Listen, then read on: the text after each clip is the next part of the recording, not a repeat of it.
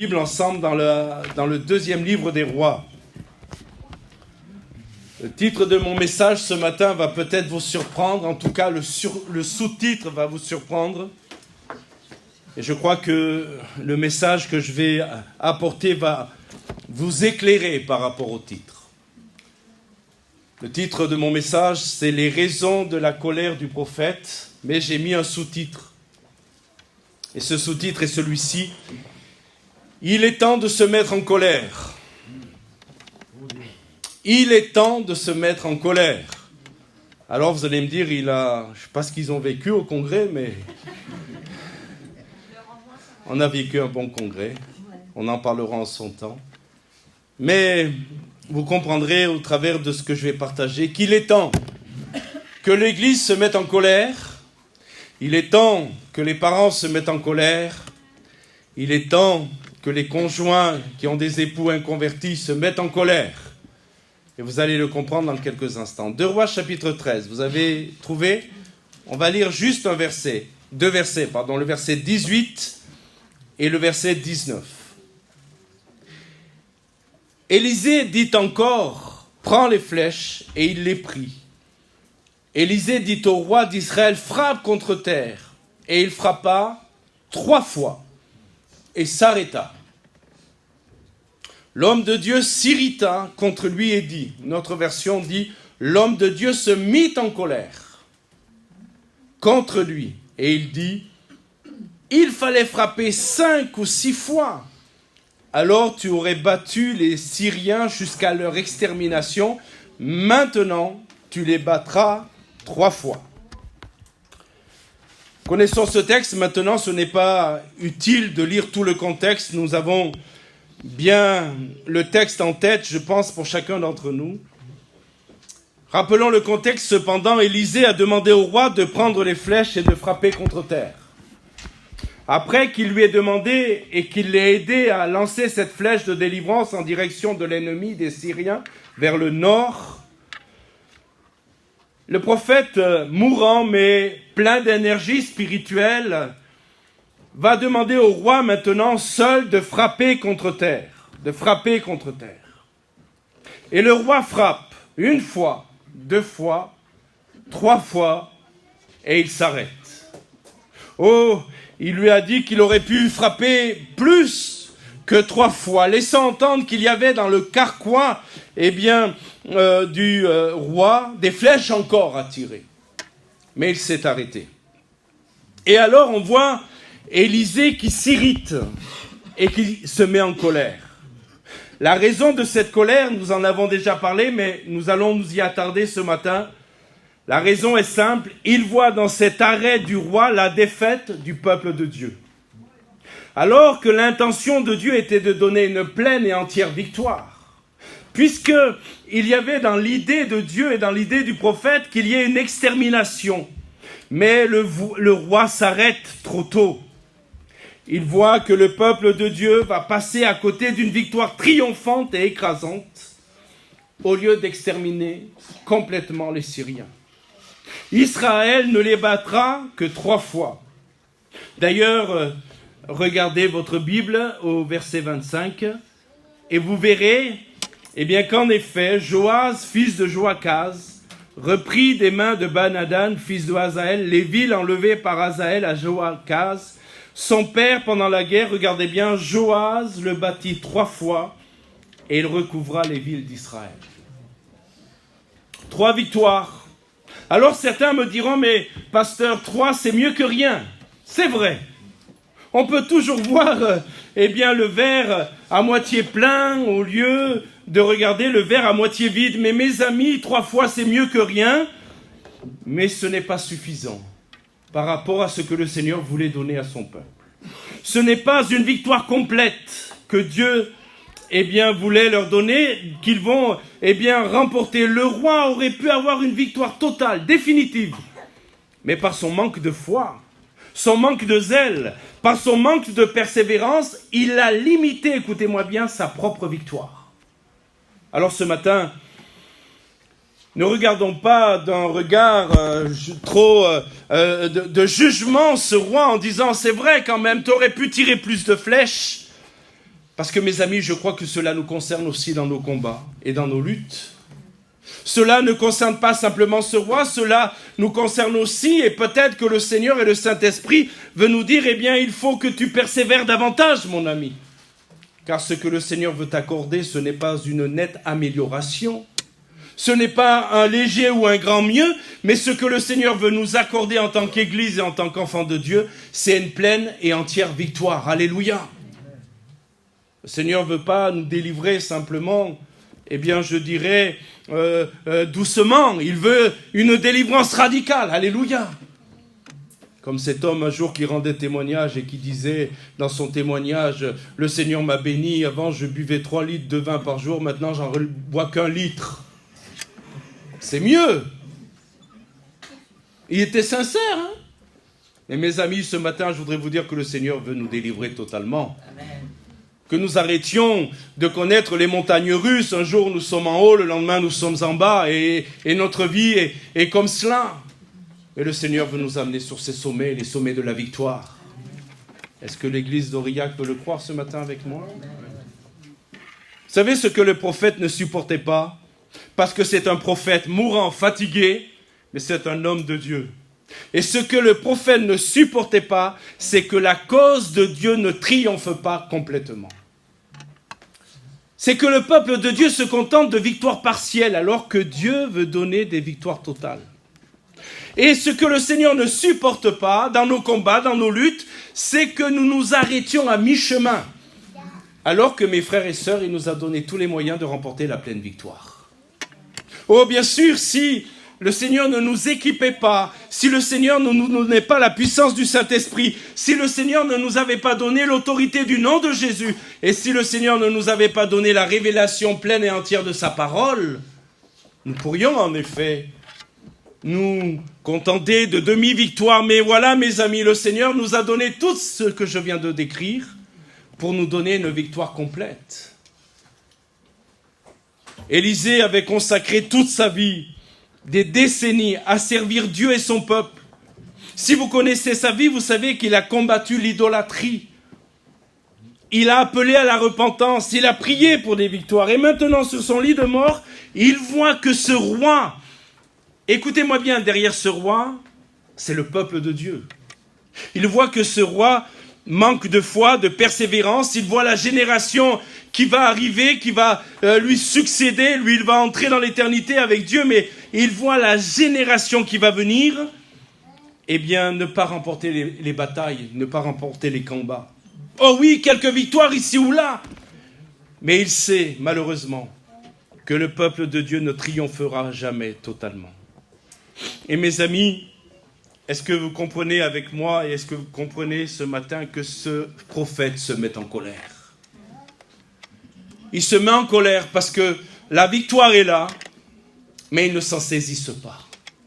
Et ce matin, j'aimerais vous dire que, eh bien, le Seigneur veut nous saisir d'une sainte colère. C'est pour ça que mon sous-titre était particulier, mais je le répète, il est temps de se mettre en colère.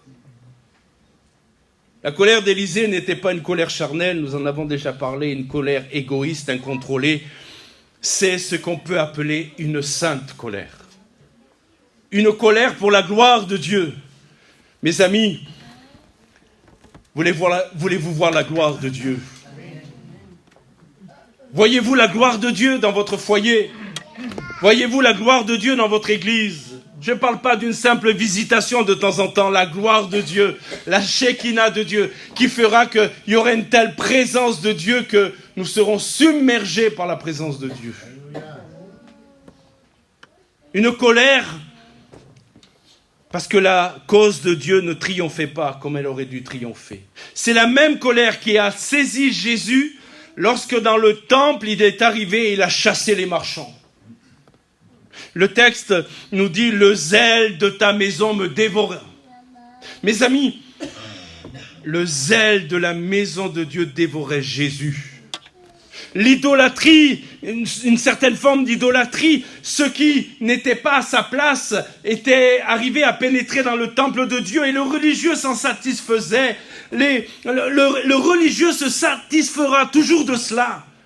Mais ceux qui veulent voir la gloire de Dieu ne peuvent pas se satisfaire de cela.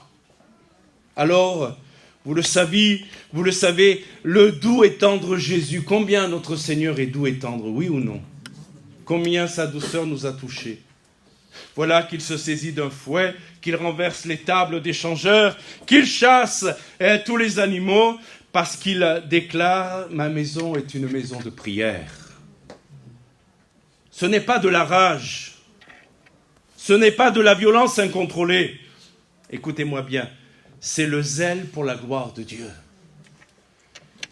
Mes frères et sœurs, le prophète est en colère parce que malgré son âge avancé, malgré qu'il soit mourant, mes amis, votre corps, notre corps peut dépérir, peut être fatigué, mais le souffle de l'esprit peut être vivant comme jamais. Alléluia.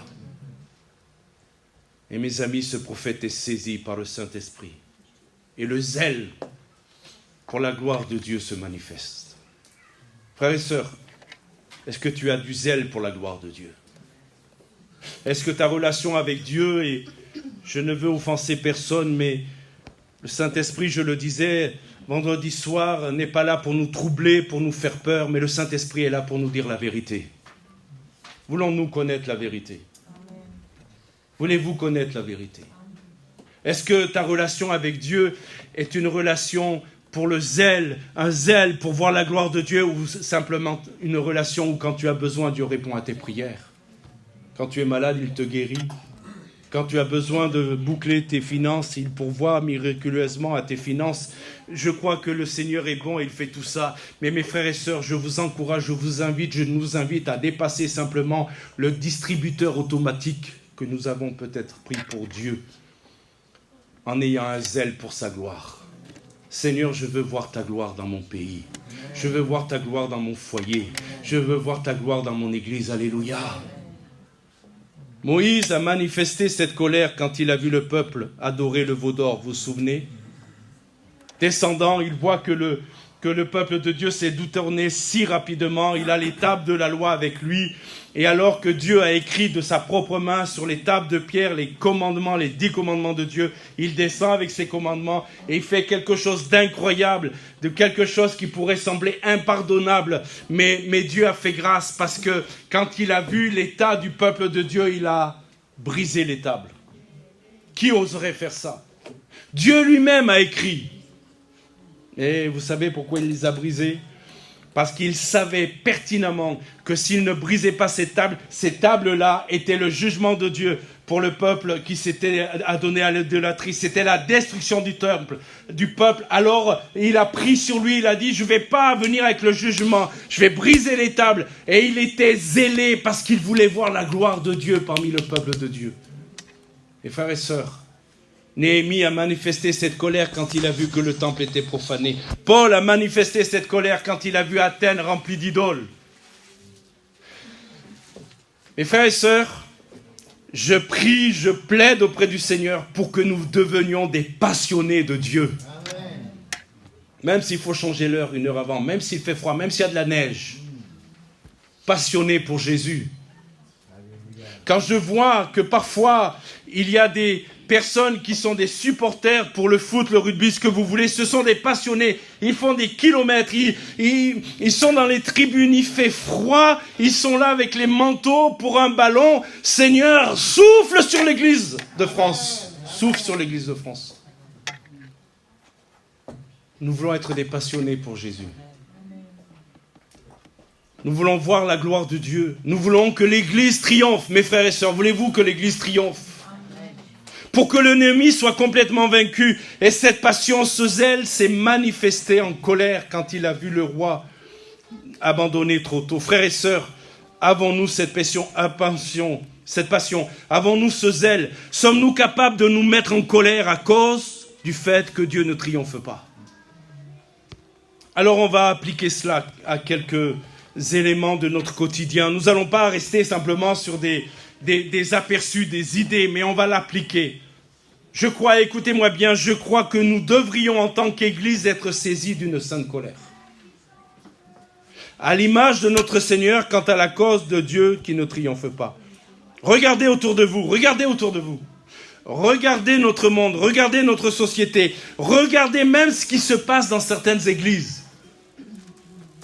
Le péché triomphe. Le diable se moque. Le monde blasphème. Et l'Église est bien souvent silencieuse. Elle est passive, elle est indifférente. Nous ne devrions pas supporter que notre monde se moque ouvertement de Dieu. Amen. Amen. Nous ne devrions pas supporter que le monde se moque de notre Dieu. Nous ne devrions jamais cesser de décocher des flèches dans la prière jusqu'à ce que Dieu triomphe. Parents, je vais vous inviter ce matin à vous mettre en colère. Pas à vous mettre en colère contre vos enfants, mais à vous mettre en colère contre ce qui détruit vos enfants. Amen. Parents, il est temps que tu te mettes en colère, papa, maman, il est temps que tu te mettes en colère parce que tes enfants sont en train de partir en enfer si le Seigneur n'agit pas. Nous devrions nous mettre en colère pour nos enfants. Nous devrions prier avec cette même passion, ce même zèle, jusqu'à ce que la cause de Dieu et de l'Évangile triomphe dans leur vie. Parents, où en êtes-vous de votre zèle pour le salut de vos enfants? Où est votre passion pour qu'ils marchent avec Dieu? Frappez-vous le sol 3 fois et vous vous arrêtez?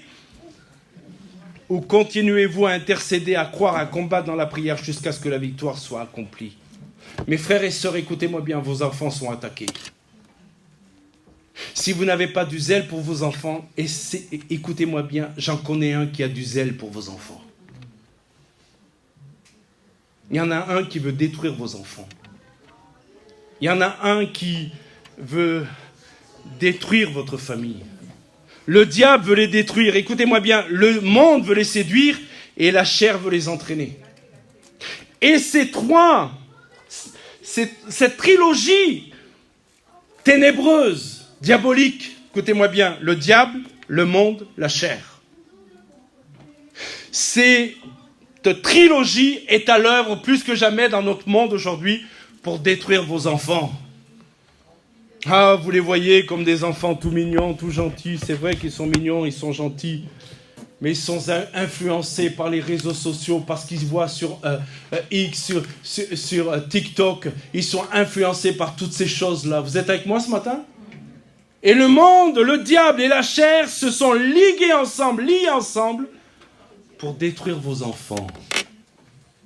Et mes frères et sœurs et chers parents, je vous dis ce matin, il est temps que vous vous mettiez en colère. Il y a des parents ici, et si la petite a été attaquée, si quelqu'un venait lui faire du mal, je suis à peu près convaincu que notre frère ne resterait pas assis en disant « Allez, vas-y, fais du mal à ma fille. » Si lui ne se lève pas, moi je vais me lever. Mais il va se lever, oui ou non? Il ne va pas laisser sa petite fille être maltraitée.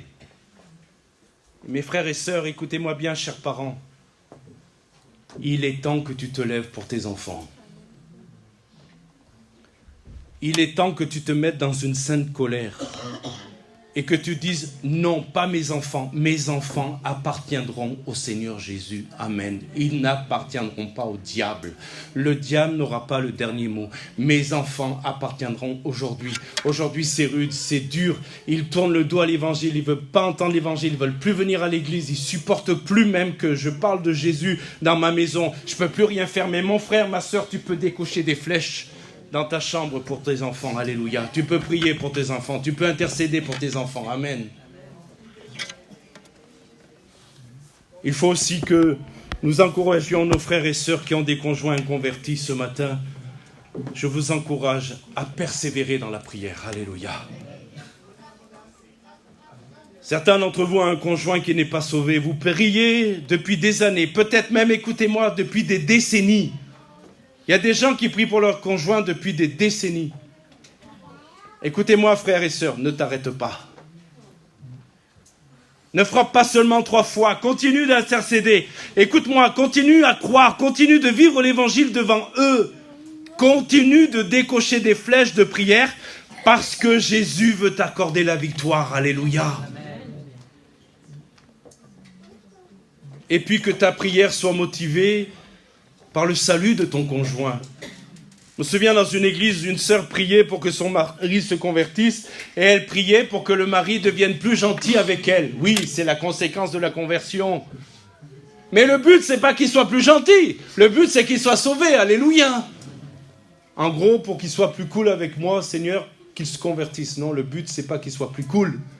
Le but, c'est qu'il soit converti et sauvé. Amen. Et bien sûr que l'évangile, et bien sûr que le Saint-Esprit transformera cet homme. Et puis, mes frères et sœurs, ne croyez-vous pas qu'en tant qu'Église, et je vais peser mon mot, il est temps que nous nous mettions en colère pour notre pays et notre nation. Nous voyons notre société sombrer de plus en plus dans le péché. Il y a 10 ans, il y a 15 ans, c'était hier il y a 15 ans, oui ou non? C'était hier il y a 15 ans. On se rend compte que le monde a changé, la société a changé. Maintenant, vous le savez, il y a des lois qui sont votées, des lois qui remettent en question la loi de Dieu. La loi de Dieu est méprisée dans notre société. Il y a ce que Dieu dit, et puisqu'il y a nous, la société, on dit ça. Dieu t'a dit ça, mais nous on dit ça. Et nous on veut que ce soit comme ça. Et que faisons-nous, mes frères et sœurs? Écoutez bien, je veux accabler personne, je veux juste qu'il y ait une action du Saint-Esprit dans nos cœurs. Que faisons-nous? Nous nous plaignons, nous critiquons, nous désespérons. Mais prions-nous. Intercédons-nous. Mes frères et sœurs, nous avons un regard sur la société qui n'est pas le même que ceux qui n'ont pas rencontré Jésus. Là où le monde va dénoncer peut-être au niveau de la moralité autre chose, des choses iniques, et vont se plaindre, vont critiquer, vont désespérer, vont mettre peut-être en place des actions. Là où le monde se désespère, nous, l'Église, on prie. Alléluia. Parce que la prière change tout. Nous prions, nous intercédons. Vous connaissez ce texte, je vais vous le relire, on l'a déjà cité plusieurs fois, mais quand même, il est impressionnant. 2 Chroniques 7,14. Si mon peuple, sur qui est invoqué mon nom, s'humilie, prie, cherche ma face, s'il se détourne de ses mauvaises voies, je l'exaucerai des cieux, je lui pardonnerai son péché, et écoutez bien, je guérirai son pays. Mes frères et sœurs, peut-être avez-vous encore de l'espoir dans le monde politique. Je dis qu'il faut qu'on soit des citoyens raisonnables, respectueux des lois de notre pays tant qu'elles ne viennent pas à l'encontre de la loi de Dieu. Et l'Écriture nous invite par l'Épître aux Romains à nous soumettre aux lois de notre pays. Alors nous devons être des citoyens qui se soumettent, c'est vrai. Mais ce matin, je voudrais vous dire que la seule manière de bénir un pays, c'est que Jésus le visite. Amen. Il n'y a aucun homme politique qui peut faire ce que Jésus peut faire. Vous le croyez aussi? Et je crois que notre pays de France, écoutez-moi bien, le Seigneur peut le guérir au travers de l'intercession de l'Église. La restauration de notre pays commence par l'intercession de l'Église. L'Église est devenue spectatrice inerte de l'iniquité qui monte dans le monde. Je parle de l'Église en général. L'Église est devenue spectatrice du monde qui est en train de s'infiltrer dans l'Église elle-même. L'avez-vous remarqué? Oh, quand nous étions à l'école biblique, pas encore pasteur, je me souviens d'un pasteur âgé qui avait beaucoup d'expérience, qui était quelqu'un qui méritait le respect. Et un jour, dans une de ses enseignements, il a dit « Le monde est rentré dans l'église ». Et moi, je disais, genou que j'étais, plein de moi-même, plein de certitude, plein d'idéalisme. Je disais « Oui, mais toi, t'es fatigué ». Je lui disais pas lui, je me le disais. « Toi, t'es fatigué, mais moi, le jour où je serai pasteur, le monde ne rentrera pas dans l'église ». Eh bien, le monde est rentré dans l'église. Et mes frères, on devrait pleurer. Mes sœurs, on devrait pleurer. On devrait s'humilier. Parce que le monde est rentré dans l'église. Nous sommes comme ces gens dans les gradins qui regardent un match, qui crient, qui commentent, mais qui ne sont jamais sur le terrain en train de combattre. Vous savez, c'est facile d'être sur les gradins et de dire « Mbappé, il n'a pas bien joué, lui, il n'a pas bien joué ». Sauf que je vous mets en face avec le ballon, on va voir ce que vous allez être capable de faire. Vous me suivez là? Quand vous êtes assis à regarder les autres, quand vous êtes spectateur à regarder les autres, c'est très facile de critiquer, de juger. Et mes frères et sœurs, je vais vous dire quelque chose. Je supplie le Seigneur pour qu'à l'église d'Aurillac, nous quittions les gradins et que nous allions sur le terrain. Amen. Vous êtes avec moi, mes frères et sœurs? Que nous quittions les gradins pour aller sur le terrain du combat. Où est notre colère face au ravage du péché? Permettez-moi de vous poser une question directe ce matin. Où se trouve votre colère, frères et sœurs, face au ravage du péché dans nos sociétés? Allons-nous supporter encore longtemps que nos enfants tombent dans la drogue, dans l'alcool, dans l'immoralité sexuelle? Et toutes ces choses que je ne veux même pas nommer ici. Allons-nous accepter encore longtemps que nos enfants, à l'âge de 12 ans, nous viennent nous trouver en disant « Je suis né garçon, mais je crois que je suis une fille en vrai ». Vous êtes avec moi là? Allons-nous supporter cela encore longtemps? Ou allons-nous nous mettre en colère en disant « Mais nous ne voulons pas que nos enfants soient gagnés par le monde ».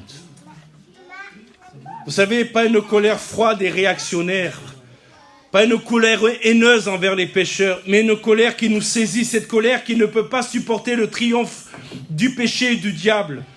Écoutez-moi bien, une colère qui nous pousse à genoux, comprenez, qui nous amène à l'intercession. Vous savez la différence entre le monde et nous? Parce que quand le monde se met en colère contre certaines choses, il lève le poing. Nous, quand nous nous mettons en colère contre quelque chose, nous nous mettons à genoux. Et écoutez-moi bien, la puissance, elle est là. La puissance, ce n'est pas de lever le poing. La puissance, c'est de se mettre à genoux. Une colère qui nous fait agir, une colère qui nous fait combattre le bon combat de la foi. Nous sommes, écoutez-moi bien, c'est très choquant ce que je vais vous dire, mais je sais que c'est la vérité. Nous sommes devenus tellement tolérants que nous en sommes devenus impuissants. Écoutez-moi bien. M'entendez, mes frères et sœurs? Vous allez me dire, purée, il est rentré fort du congrès. Hein. Heureusement que c'est qu'une fois par an. Hein. Nous sommes devenus tellement tolérants que nous en sommes devenus impuissants. Vous savez, le diable, il ne nous attaque pas de manière frontale. Il a ses ruses, il a sa stratégie pour rendre l'Église de Jésus-Christ inefficace. Le compromis. Nous sommes devenus tellement tolérants que nous en sommes devenus impuissants. Nous tolérons tout aujourd'hui. Nous acceptons tout. Nous excusons tout. Alors on nous dit, oui, la parole de Dieu dit ceci. Oui, la parole de Dieu dit, entre autres, écoutez, ce que je vais dire là ne devrait pas être dérangeant, mais je sais que ça peut être dérangeant. Que pour coucher avec quelqu'un, il faut être marié devant monsieur le maire. Il n'y a pas d'amen, mais c'est comme ça. Sommes-nous déjà tellement influencés par la culture que nous n'avons même pas le courage en tant qu'enfants de Dieu de dire amen lorsque le pasteur déclare la parole, la vérité de Dieu? Mais oui, mais on nous dit oui, mais aujourd'hui c'est comme ça. On peut rien y faire. Ah, Francis, il faut être tolérant. Et puis, vous savez, cet argument qu'on nous dit, faut pas juger. Mes frères et sœurs, vous avez vu qu'il ne fallait pas juger. L'homme spirituel juge de tout. On confond juger et condamner. On ne doit pas condamner, mais on doit juger. Si en tant que pasteur, je ne juge pas, eh bien je laisse n'importe qui venir ici et prêcher n'importe quoi. Il ne faut pas juger. Mes frères et sœurs, il faut juger. Il ne faut pas condamner. Comprenez ? Et pendant que nous tolérons, pendant que nous ne nous jugeons pas, pendant que nous acceptons la culture moderne, le péché dévore nos familles, nos églises et notre société. La tolérance, écoutez-moi bien, la tolérance sans vérité, ce n'est pas de l'amour, c'est de la lâcheté. Je redis, la tolérance sans vérité, ce n'est pas de l'amour, c'est de la lâcheté. Alors je prie que le Seigneur nous donne des prophètes comme Élisée. Est-ce que vous voulez faire cette prière avec moi? Notre société a besoin de prophètes comme Élisée. Notre société a besoin d'hommes et de femmes de Dieu qui sont peut-être fatigués par le poids des années et ses combats, mais qui ont encore l'énergie spirituelle pour se mettre en colère et combattre le bon combat de la foi. Des hommes et des femmes qui ne peuvent pas rester silencieux face au triomphe du péché. Des hommes et des femmes qui ont du zèle pour la maison de Dieu. Des hommes et des femmes qui sont prêts à décocher des flèches de prière encore, jusqu'à ce que Dieu triomphe. Amen. Amen. Et moi, je prie que dans l'église d'Aurillac, il se lève des prophètes. Je ne parle pas du ministère, des hommes, des femmes, comme Élisée, qui se mettent en colère contre les ravages du péché. Pour terminer, je voudrais vous donner les caractéristiques de la sainte colère. Maintenant, permettez-moi de vous donner quelques caractéristiques. La sainte colère, la colère de Dieu, elle est motivée par l'amour de Dieu, pas par l'amour de soi. Vous savez que la colère charnelle est égoïste, elle défend ses propres intérêts, sa propre réputation, ses propres droits. La sainte colère défend la gloire de Dieu, la vérité de Dieu, la cause de Dieu. Deuxième chose, la sainte colère est dirigée contre le péché, pas contre les pécheurs. Vous m'entendez ? Jésus était en colère contre le péché, mais il aimait les pécheurs. Oh, on lui en a fait le reproche. Il mange avec des gens de mauvaise vie. On a dit de lui, c'est un buveur et un mangeur. Et si vous cherchiez Jésus à un moment dans la ville, eh bien, il était attablé avec les pécheurs. Il les aimait. Mais il se mettait en colère contre le péché. Mes amis, nous devons haïr le péché avec passion. Écoutez-moi bien, mais nous devons aimer le pécheur avec compassion. Entendez ? Nous devons haïr le péché avec passion. Mais nous devons aimer le pécheur avec compassion. Et puis la colère, la sainte colère conduit à l'action, pas seulement à la plainte. La vraie colère, la colère de Dieu ne se contente pas de se plaindre, de critiquer, de désespérer, mais la sainte colère nous amène à prier, à intercéder. Et puis la sainte colère, elle est contrôlée, elle n'est pas incontrôlée. Vous connaissez ce verset, Ephésiens 4, 26, je vais lire ce verset, écoutez bien. Si vous vous mettez en colère, ne péchez point, que le soleil ne se couche pas sur votre colère. Écoutez-moi bien, même s'il y a une colère qui est légitime, cette colère doit être contrôlée, mesurée, sanctifiée. M'entendez, mes frères et sœurs ? Même si notre colère est légitime, elle doit être contrôlée, purifiée, mesurée et sanctifiée. Nous ne devons jamais utiliser notre sainte colère comme excuse pour pécher dans notre manière de parler ou d'agir. Alors mes frères et sœurs, j'arrive à ma conclusion. Êtes-vous prêts à vous mettre en colère ? Amen. Êtes-vous prêts à vous mettre en colère ? Êtes-vous prêts à avoir une sainte colère ? Une colère qui ne peut pas supporter que le péché triomphe dans votre vie, dans la vie de vos enfants et dans la société dans laquelle nous sommes. Une colère qui ne peut pas accepter que vos enfants soient détruits par le diable. Dans une église où nous servions le Seigneur, je me souviendrai toute ma vie, une grande église, il y avait peut-être 400 personnes, même plus, 400 personnes à la prière. Et nous, on venait d'arriver dans cette église, on était en formation, on débutait. Et je me souviendrai toujours de cette mamie, elle faisait déplier 1m50, déplier, c'est-à-dire debout. Elle était derrière moi. Je l'ai vue se lever et je l'ai vue s'adresser au diable. Et elle a parlé au diable comme ça. Tu vas en prendre une. Comme ça, elle parlait au diable. Elle s'était mise en colère contre le diable. Elle levait le poing contre le diable et dit, ça suffit maintenant. Ça suffit maintenant. Tu vas lâcher mes enfants. Tu vas lâcher mes petits-enfants. Je ne supporte pas que tu les entraînes avec toi en enfer. Petit bout de chou. Méfiez-vous des petits bouts de chou. Pitiricoki et Maus Costaud. Ça, c'est une publicité que certains de votre génération ne connaissent pas. Et cette femme, elle s'est levée comme ça. Elle a parlé au diable comme ça.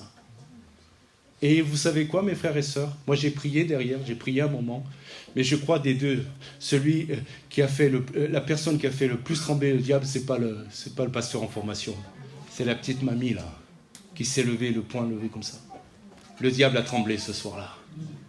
Mes frères et sœurs, je prie le Seigneur pour qu'on fasse trembler le diable. Amen. Une colère qui ne peut pas tolérer que l'Église soit endormie pendant que le monde périt. Une colère qui va nous pousser à genoux dans l'intercession. Une colère qui va nous faire décocher des flèches de prière encore jusqu'au triomphe.